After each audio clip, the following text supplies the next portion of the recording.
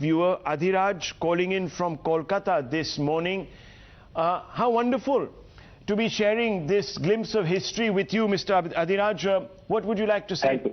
Very good morning to all of you. Good morning. I congratulate all of you in this momentous occasion of our new parliament we have got.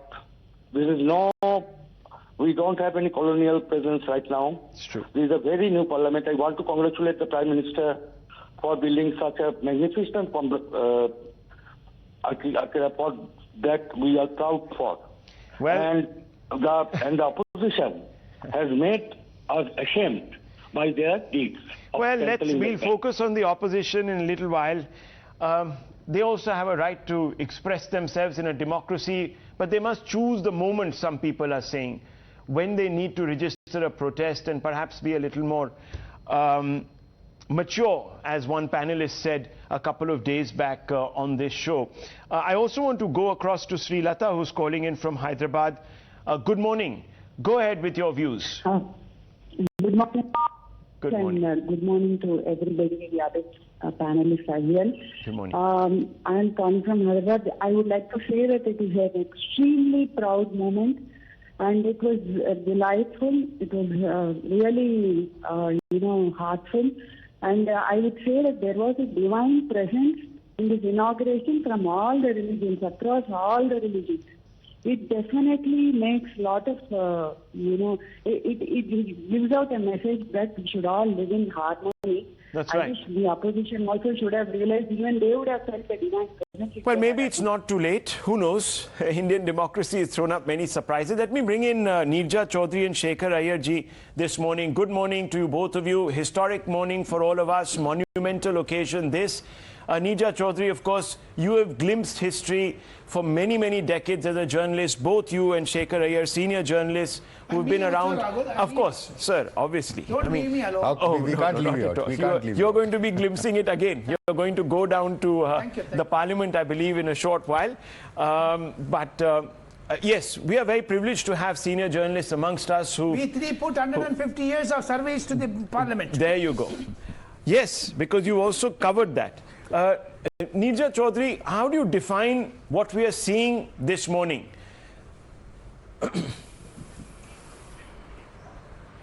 Look, as I said at the outset, it's once in a history moment. Yeah.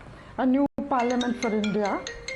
Of course, this has been controversial and all that, but that's part of our democracy. I would say, I would look at, for 1 minute, the politics of it. As we talked earlier, today's event has redefined secularism as the present dispensation sees it, where, it's a Hindu country giving with all religions and respect to them. It has also showcased the attempt by the present government and the ruling party and the Prime Minister, what Rajgopalan talked the look south policy. But that also, while they're reaching out in symbolism, with the delimitation due in 26, there is a lot of disquiet in the southern states that their numbers in the new parliament post delimitation may come down, and the Hindi heartland states with more population may find greater representation. As somebody extrapolated that UP may get around 140 seats in the new parliament given the rise in population. So those are going to be very contentious issues that have to be addressed. Absolutely. Also, remember, the Congress has tried to reach out to the tribals through Draupadi Murmu, that she should have been asked to inaugurate. But anyway, my simple point at the end of the function, as I said, it's a proud moment. But the contention and bitterness that has crept in between the ruling side and the opposition needs really to be addressed. Well, this was a moment where everyone could have risen above party politics, perhaps, and at least set the tone for a new beginning. Unfortunately, we find ourselves divided once again politically. I don't think Indians, whether they're living in the south, east or north, are going to be looking at a delimitation exercise with any trepidation. We're all Indians first. We all realize that all of us need to have a voice, and many of them were perhaps denied because of this imbalance. No one is suggesting, obviously, that anyone needs to be punished for being more responsible. But today, viewers, it's 9 o'clock in the morning. A lot has already transpired, and let me give you an overview. Today we give to ourselves a tribute to democracy that we can truly call our own. India's new parliament complex has been shaped by the hands of Indians firmly in control of their own destiny. Never forget that. This is a generation. We're also a part of this generation that is born free. And our minds, your minds, all of our minds have created a monument to public expression that has been culturally, philosophically, and most importantly, historically inspired by Bharat's ancient civilizational values. The shadow of our colonial past, Madhav, has truly receded as the sun rises over a new era. And you have already seen the pictures of the new parliament. Many of you have sent in your messages appreciating the marvelous interiors of the new parliament that has taken just over 2.5 years to make. The new parliament imagines an India that will elect more legislators to lead the country. In fact, the Lok Sabha will have 888 members of parliament, and the Rajya Sabha will have 284 seats. Absolutely. That means many more parliamentarians representing many more of us.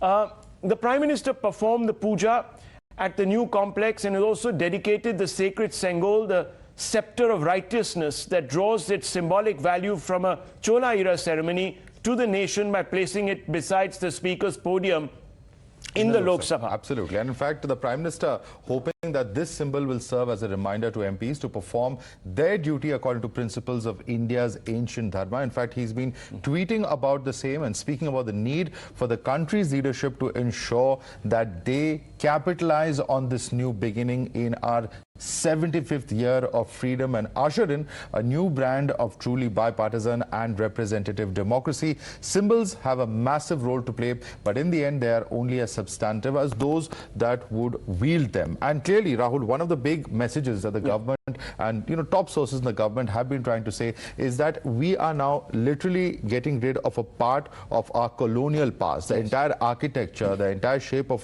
what it was, while it may have served us very well in the past, now it is time to once again build a parliament that has been built by Indians for Indians. That's the most important message that's coming out. Let's go across to some of our reporters also this morning who have been up very early to bring you this. I also want to welcome K. Annamalai, who is the president of the Bharatiya Janata Party. Many people, Mr. Annamalai, are saying that people in the south will be a little upset because more Tamilians than anyone.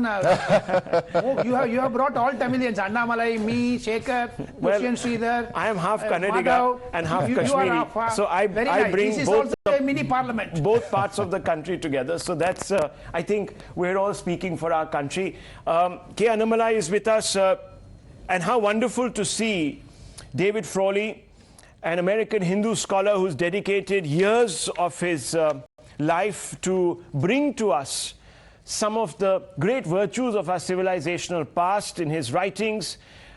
We also have with us Dushyant Sridhar. He also needs no introduction, very much a part of the Times Now family, a Vedic scholar who's been giving us insights into what we have been observing and the significance of it. Let's go across to our reporters.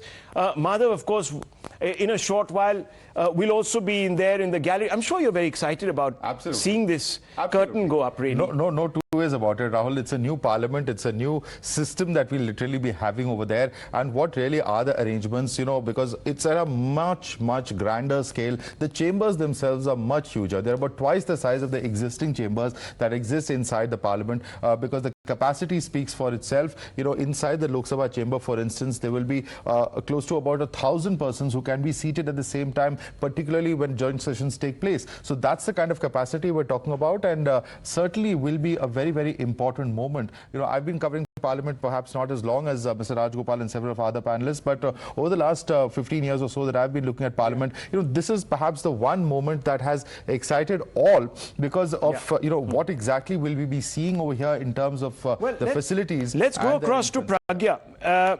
Really jealous of you this morning, Pragya. You're right there at ground zero and you're taking it all in for all of us. Pragya, what's expected to happen now? We seem to have done the first half of the functions, but I think at 10:30 there's something else that's happening, and then the Prime Minister comes in at around noon. And Mann Ki Baat as well. And Mann Ki Baat, obviously, yes. Can you just give us a quick overview of what is expected now?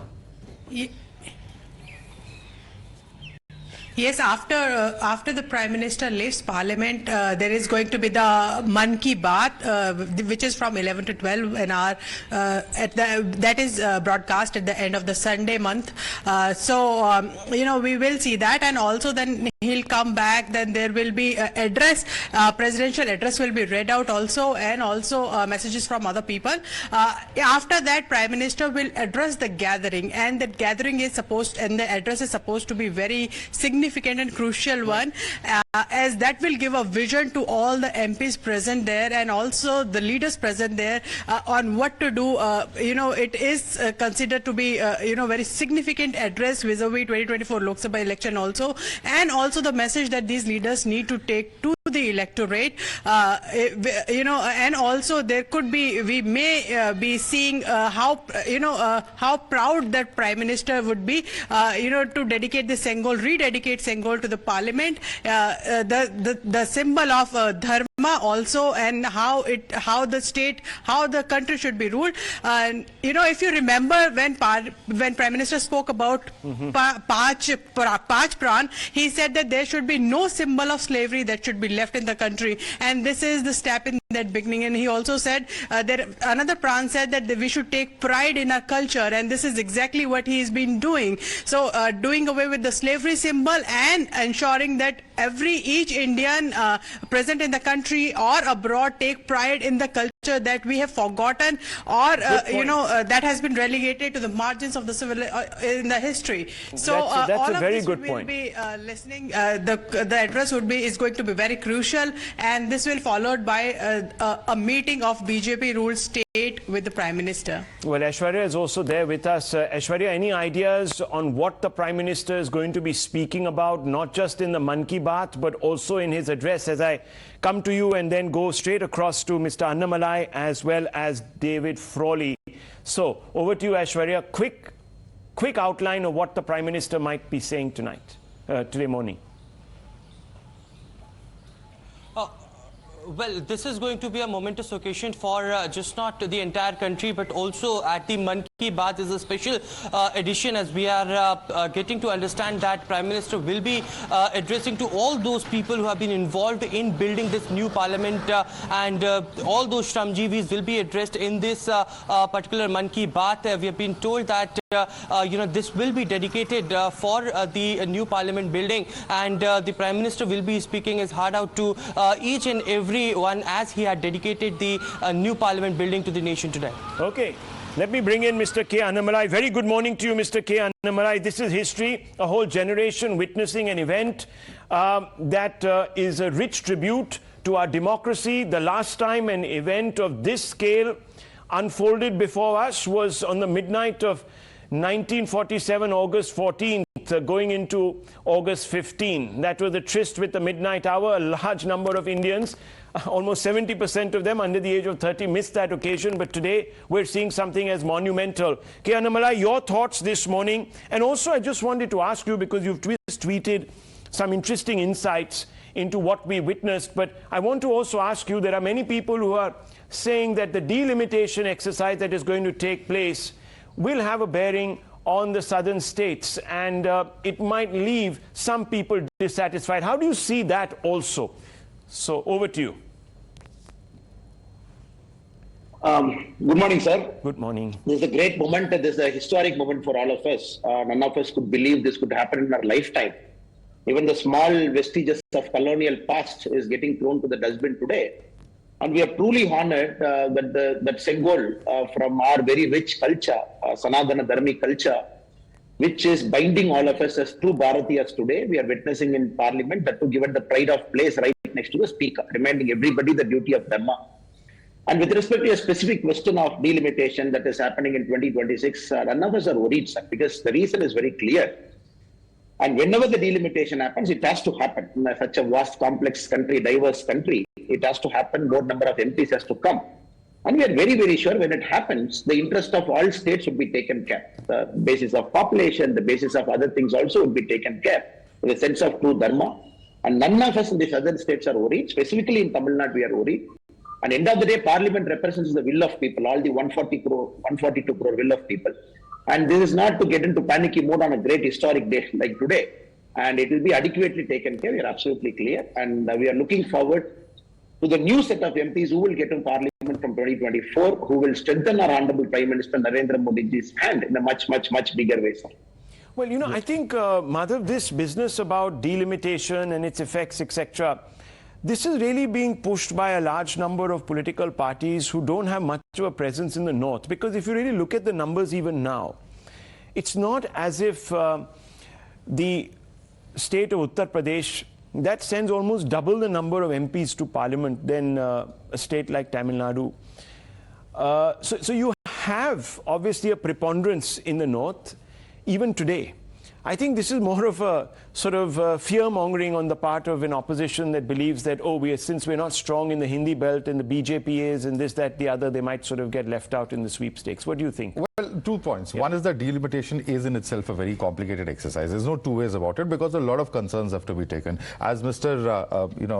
Our BJP president from Tamil Nadu has just mentioned, Mr. Annamalai, that, it's not just the population. There would be other concerns that would also be accommodated. What are those concerns? Yes, as you rightly said, it's certainly the leaders and political parties, and most of these states actually have regional forces, not just the national parties. For instance, Congress has a very minimal presence. The BJP also has a very minimal presence in a state like Tamil Nadu, where Mr. Annamalai comes from. So certainly for the parties locally, they certainly find that articulating such views would perhaps, position themselves as being guardians of that particular state's interest. And that's the kind of narrative that we've seen in the past as well, not just in the context of delimitation. And that's why it's quite important, it's quite significant to see that, how does this entire exercise get carried out? Of course, for the BJP itself, which is, for instance, making such a huge push towards South India. We've seen, as we were mentioning earlier, priests coming in from the Sringeri Mutt in Karnataka, all these Adhinams and leaders and seers coming in from Tamil Nadu. Clearly, there is a very simple messaging that is going out also, that the BJP, also cares about, and at some level also has a concern about those who hail from that particular state. And they want to establish a bridge and connect. Absolutely. And the way in which Prime Minister pushed Tamil Nadu, Rahul, Kasi Tamil Sangamam, whenever he went to Papua New Guinea, he went to release the Tirukural, and wherever he goes, he speaks about Tamil. When he received Chinese president, he attire was, Tamilians. So therefore, my understanding is he wants to have a push. The reason being, the Dravidian culture, Annamalai will explain more than me, because Dravidian culture and versus Sanatana, that is the narrative Mr. Prime Minister is building for 2024 Tamil Nadu. Well, that's very interesting. Let me welcome David Frawley, also known as Vamdev Shastri. Very good morning to you. History being made in India. Your reflections, David Frawley. For inviting me to this most extraordinary and transformative event, not only for India, Bharat, but also for the whole of humanity, and what we need to do as a planet to come together at a higher level of dharma, of unity, not only with other human beings, but with all of our ecosystems, and to reclaim our dharmic cultural heritage, which is global, which is spreading globally today. It is not just the yoga, Vedanta, Buddhism. It is an inner feeling in an inner transformative state. And Bharat, under Prime Minister Narendra Modi, is the center for that, is articulating that greater human urge and that vision, not just of a new India, but of a new humanity. Because without a deeper inner vision, we can be overwhelmed by all the outer factors and changes. So this is a human moment, a universal moment, and it is ancient India's civilization awakening again to guide humanity into a planetary age. Hari Om. Very interesting point, Madhav, because I think what David Frawley is trying to tell us is that there is now a definitive Indian way. There is an Indian way, there is an Indian future, and we don't want to be seen as adjuncted to, let's say, the Western way or even the Far Eastern way. Our Indic civilization must now begin to assert itself on the world stage. I think I want to go across to Shekhar Iyer on this point. Now, viewers, I just want to tell you something, and it pains me to say this. There are political parties in the opposition. The RJD, for instance, has tweeted the picture of a coffin, and on the other side, the picture of this new parliament building.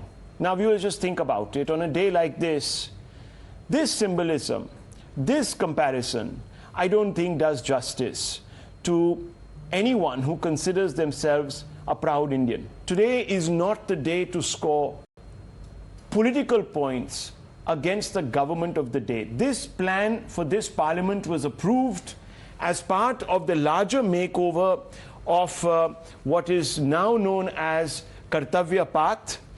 This was a moment that was picked only because in time certain projects have begun to get completed as part of the larger reordering, if you will, of the central vista. And I want to bring in Shekhar Iyer. Shekhar Iyer, this sort of odious politicking that is going on, I don't think this has a place today in the overall analysis and the context of what we're seeing. Shekhar Iyer. And we can now remove it because I don't think it behoves us to give it a platform either. Yes, Shekhar Iyer. Rahul, good morning. And this kind of tweet rather reflects the kind of mindset rather than what it is seeking to convey. The fact that these parties who have, they realize that their game plans don't work anymore. One of the reasons for them to have even the caste-based census, they hope that, they can go back to that same Mandal formula, then they can go about fighting, put the OBCs versus upper caste. That kind of politics is a passé now. And that's the reason, there is a great attempt to show that, but, institutions created by men, outlast men. So therefore, these tweets, this boycott, this will be just forgotten because as we move forward, as new challenges come, and the delimitation we just talked about is a constitutional requirement. I mean, you cannot keep on postponing it. It's a constitutional requirement. Last time the delimitation was only to change the geographical boundaries of a Lok Sabha constituency. But ultimately, you have to deal with this population and the representation that each MP will stand for. Let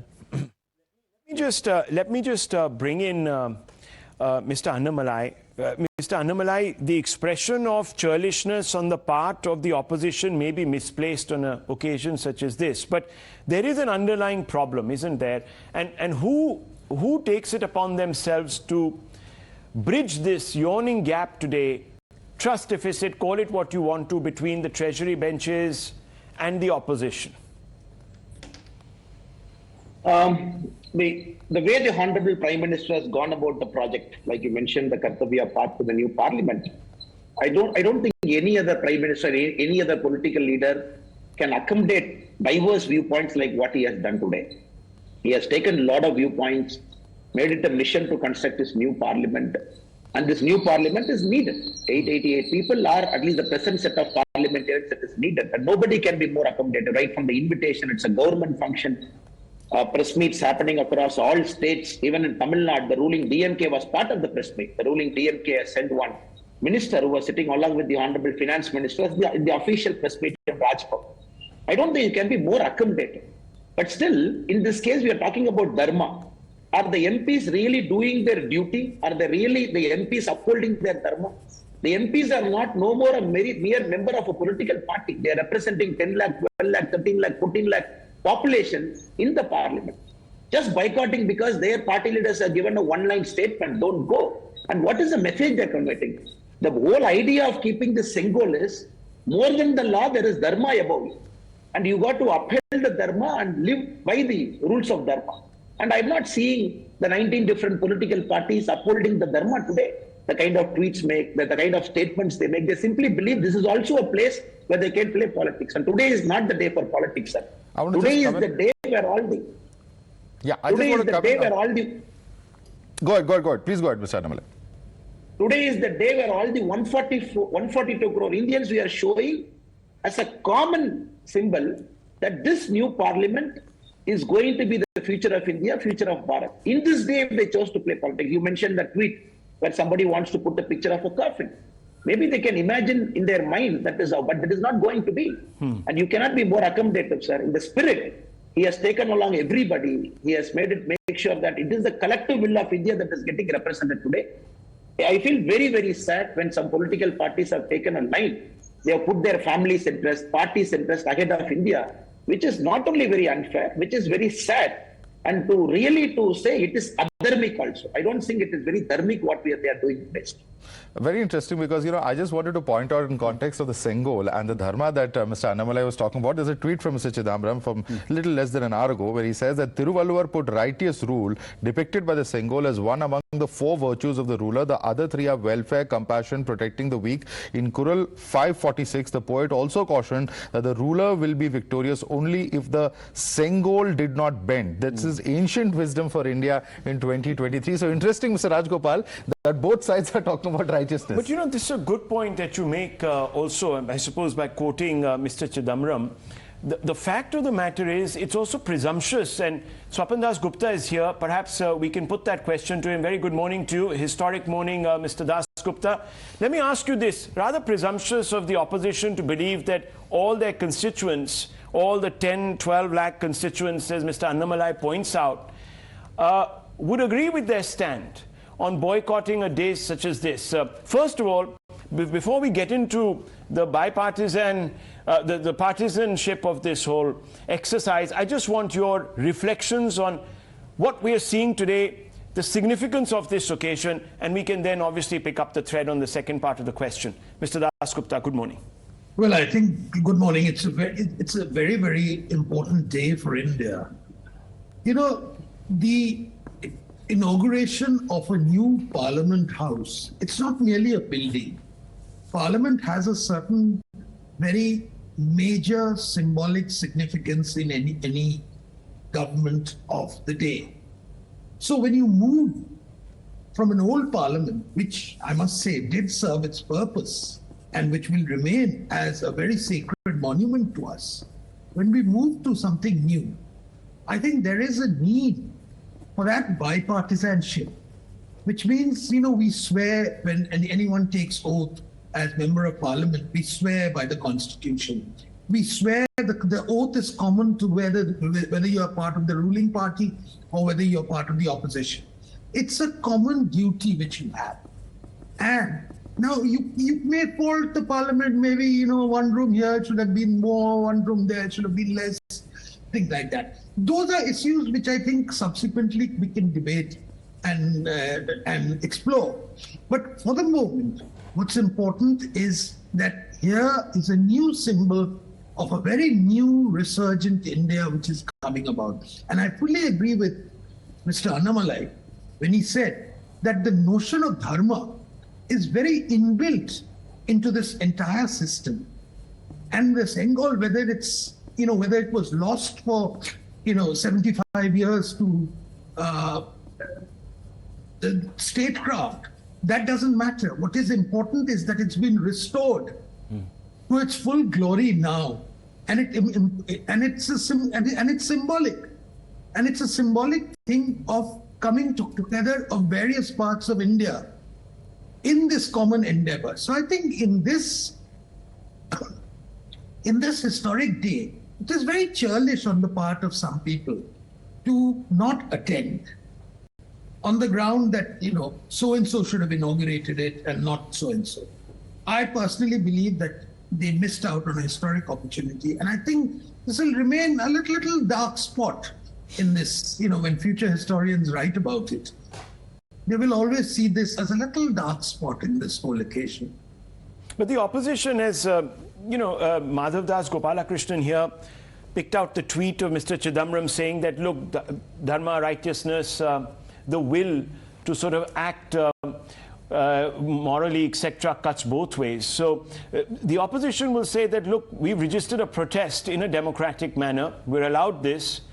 And you are talking about future historians who are going to judge this moment. Who will they judge more in ascribing guilt, perhaps, to this entire boycott? Mr. Chidambaram is absolutely right in pointing out certain of the attributes which are there and which should be common for all parties, all future governments. That is an endeavor. How the boycott is going to promote that endeavor is, to my mind, still a mystery. Mr. Chidambaram is absolutely right in pointing out that these are the aspirations of the people of India.